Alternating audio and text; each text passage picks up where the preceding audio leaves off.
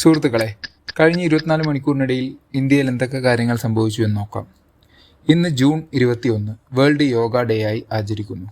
ആരോഗ്യമുള്ള മനസ്സിനും ശരീരത്തിനും യോഗ വീണ്ടെടുക്കാം. ഏക ലോകത്തിനും ആരോഗ്യത്തിനും യോഗ എന്നാണ് ഈ വർഷത്തെ പ്രമേയം. അഹമ്മദാബാദ് വിമാനാപകടം, ഗുരുതര വീഴ്ച നടന്നതായി DGCA. 3 എയർ ഇന്ത്യ ഉദ്യോഗസ്ഥരെ നീക്കം ചെയ്യാൻ നിർദ്ദേശിച്ചു.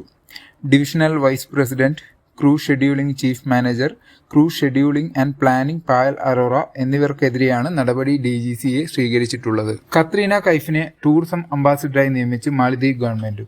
ഇന്ത്യൻ പ്രധാനമന്ത്രിയുടെ സന്ദർശനത്തിന് മുന്നോടിയായി കത്രീന കൈഫിനെ മാലദ്വീപ് ആഗോള ടൂറിസം അംബാസിഡറായി നിയമിച്ചു.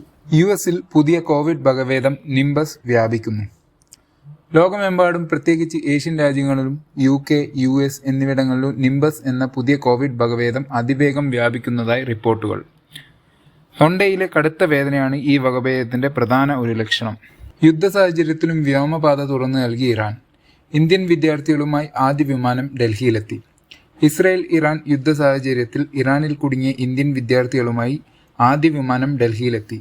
290 ഇന്ത്യൻ വിദ്യാർത്ഥികളായിരുന്നു ഉണ്ടായിരുന്നത്. കേരളത്തിലെ ഏറ്റവും പുതിയ വെതർ അപ്ഡേറ്റ്സ്.